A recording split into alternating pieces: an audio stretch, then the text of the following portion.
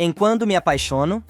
Rindo mais ainda, Josefina deixa claro que, ou as duas fazem tudo como ela quer, ou é melhor Regina esquecer da filha para sempre. Na empresa, Honório conta sobre a ligação que recebeu de Branca na noite anterior. Surpreso, Gonçalo lembra que a mulher está presa em um hospital psiquiátrico e não sabe como ela conseguiu acesso ao telefone. Nesse meio tempo, Ezequiel dá o recado de Medeiros a Augusto. Furioso, ele manda o capataz ir atrás do peão e mandar ele resolver ou vai pagar com sua vida. E na pracinha, Josefina quer saber como Regina quer que ela prove que está com Regininha. A mulher pede um teste de DNA e a Bruaca, mais que depressa, aceita, avisando que ela vai ter o que está pedindo, e ainda reclama. Regina, vamos e venhamos. Eu não aguentei a sua filha 24 anos à toa, né? Eu sabia que esse momento chegaria, e se vira para ir embora.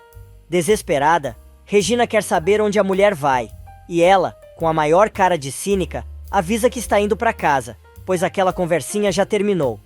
Antes de partir, a infeliz avisa a Regina que, dentro de alguns dias, ela vai ter notícias suas. Regina quer saber de quantos dias a mulher está falando, e ela dá o prazo de 2 semanas, pois acredita que este é o tempo suficiente que a fisioterapeuta precisa para conseguir o dinheiro. Regina, então, resolve perguntar por que Josi tem tanta raiva dela, já que foi Roberto quem enganou as duas, e a Jararacuçu responde: porque no final, o Roberto escolheu a sua filha, e você, e abandonou a minha filha e eu. Então, você é a culpada por ele ter te amado. Na empresa, depois de falar com a polícia, Gonçalo conta a Honório que o detetive Henrique confirmou que Branca continua presa, mas vão investigar como ela fez para telefonar. César aparece de surpresa no escritório de Adriana e pega a moça trabalhando com Matias. Ele se retira para deixar os dois a sós. O rapaz explica que está ali para saber se Adriana já tomou sua decisão, enquanto Matias escuta tudo, atrás da porta. Na mansão, Constanza entra e pergunta à empregada se Josefina está. A moça diz que não, e a socialite, então, avisa que só foi buscar um papel que seu irmão pediu. No escritório, ela começa a revirar tudo, até que encontra um bilhete com a letra de Josefina.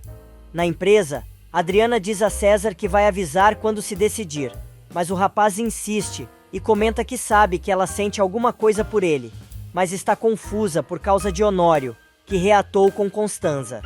Matias continua com as orelhas em pé, sem perder um só detalhe. César pressiona ainda mais Adriana para que ela diga a verdade, e pergunta se ele não tivesse saído com Constanza, teria uma oportunidade com ela.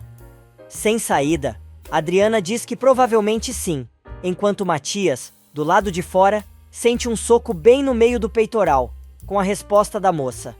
Porém, não fica tempo suficiente para ouvir o resto da conversa. Quando Adriana confessa a César que desde que o filho de Gonçalo voltou ao país, ela se apaixonou por ele. Para piorar ainda mais a situação, Adriana diz a César que sabe que ama Matias, mas ele mexe com seus sentimentos. Na mansão, Constanza recolhe vários post-its com a letra de Josefina e também pega uma foto da mulher que estava em cima da mesa. Roberta aparece bem na hora que a mulher está saindo e quer saber o que a tia está fazendo ali e o que ela está levando na pasta. Nesse meio tempo, Regina vai à igreja e, chorando, pede a Deus e a sua falecida mãe que a ajudem a encontrar sua filha. Na mansão, Constanza enfrenta a sobrinha, dizendo que não é como ela, que tem sempre uma mentira pronta na ponta da língua e não se importa em prejudicar as pessoas. Porém, Roberta manda a mulher calar a boca e manda ela mostrar o que está dentro da pasta.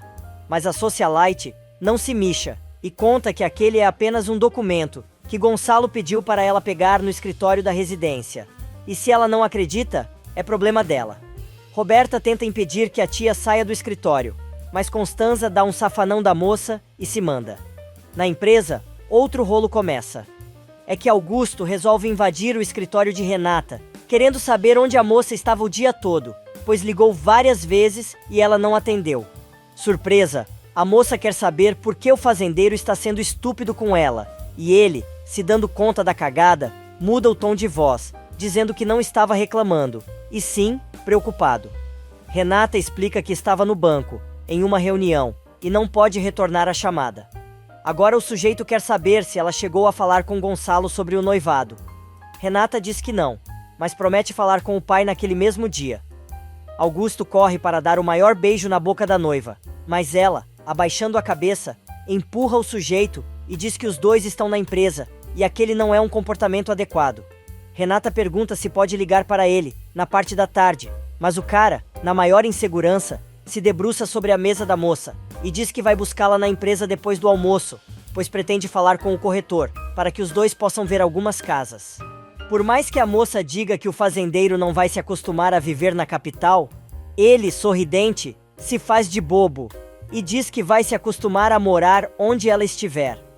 Já em casa, Constanza encontra Jerônimo e, entregando a pasta com o que conseguiu com a letra de Josefina, conta sobre o incidente que teve com Roberta quando foi à mansão.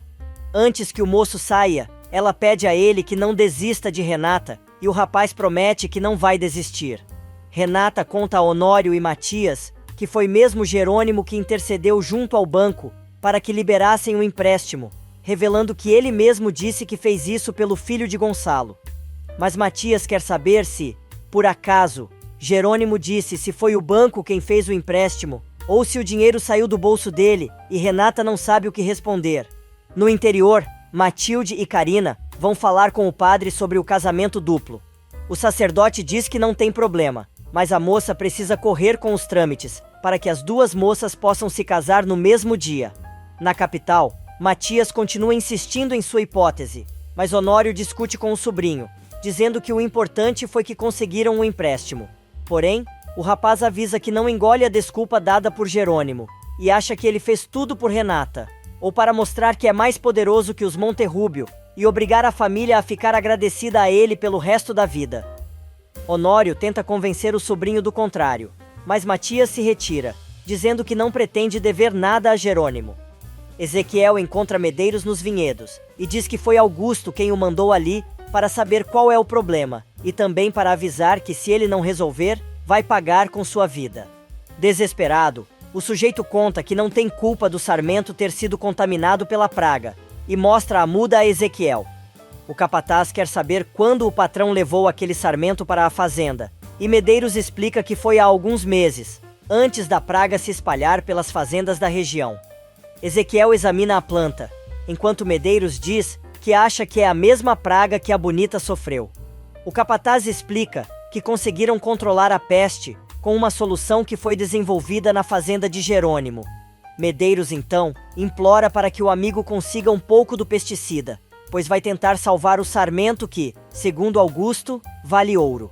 Ezequiel pergunta de onde veio a muda, mas o homem diz que não sabe, e Ezequiel acaba se lembrando de uma conversinha que teve com o patrão, quando ele disse que o único sarmento que valia muito naquela região era o da Bonita. Renata conta a Adriana sobre o que descobriu a respeito do empréstimo, mas diz que ficou com uma dúvida por causa de Matias, e pode ser que Jerônimo tenha feito isso só para manter ela e sua família em dívida com ele, ou alguma outra intenção. Sendo sincera mais uma vez, Adriana diz à amiga que acha que Jerônimo fez o que fez porque a ama e se importa com quem ela ama.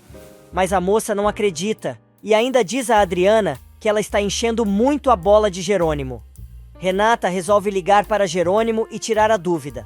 Ela pergunta de onde saiu o dinheiro que foi emprestado à empresa Monterrúbio e insinua que possa ter saído do bolso dele. O moço pergunta por que ela quer saber, e Renata resolve despejar toda a sua mágoa ao telefone, acusando o ex de estar tentando apaziguar sua consciência, ou até mesmo mostrar sua superioridade.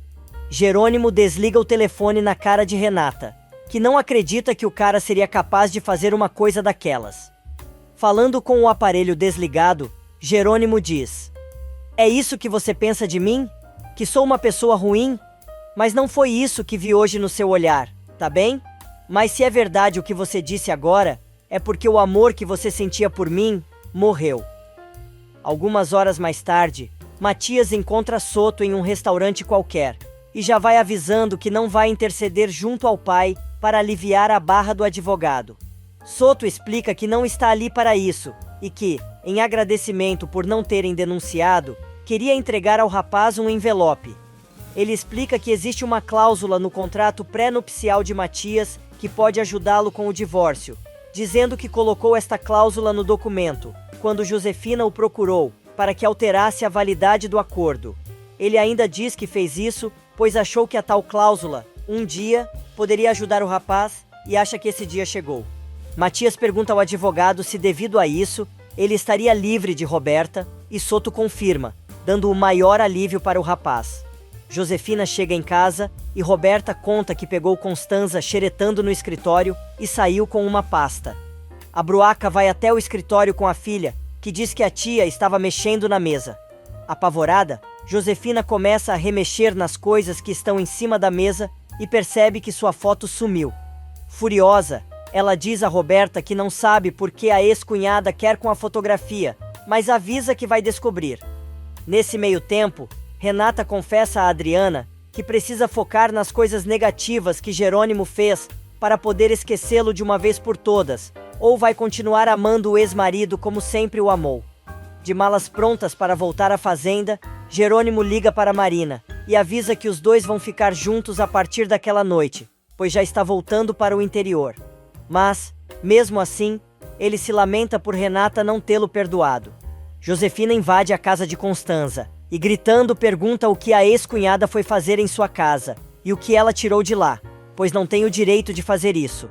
A socialite enfrenta a megera e, dizendo que ela está muito enganada, lembra que tudo o que tem na mansão pertence ao seu irmão. Josefina fica ainda mais furiosa e, dizendo que sabe que ela pegou sua foto, quer saber para quem ela pretende mostrar o retrato. Constanza então responde que vai mostrar a foto para Regina e afirma: "Quero saber de uma vez por todas se foi você mesma quem roubou a filha dela." Na empresa, Matias consulta outro advogado e ele diz que Soto estava certo no que contou. Interessado, Honório, que também está na sala, quer saber o que diz a cláusula que permite a anulação do contrato pré-nupcial de Matias e Roberta. O sujeito então explica que no caso do casal não ter filhos, o contrato pode ser anulado imediatamente. O advogado aconselha o rapaz a apresentar o laudo que mostra que Roberta perdeu o filho que esperava, e ainda diz que ele pode começar o processo de divórcio em seguida. Na casa de Constanza, a discussão continua. Josefina avisa que a socialite vai ter que provar o que está falando. Mas ela responde que quando Regina e Isidro a reconhecerem, não terá que provar mais nada. A megera continua humilhando a ex-cunhada, mas Constanza não se mixa e manda a Bruaca sair de sua casa, avisando que vai provar que ela é a Josi e que Renata é a filha de Regina, que ela roubou quando a menina tinha apenas 1 ano de idade. A mulher ainda diz que não vai descansar enquanto Josefina não estiver atrás das grades. A bandida perde a cama e tenta enforcar a socialite, mas ela consegue se livrar e sai correndo. Só que Josefina passa a mão em um vaso de flores e mete na cabeça da ex-cunhada, que cai sangrando no chão. Ao ver que a mulher ainda está consciente, Josefina pega um ferro de lareira e dá outra pancada na cabeça de Constanza, que acaba desmaiando.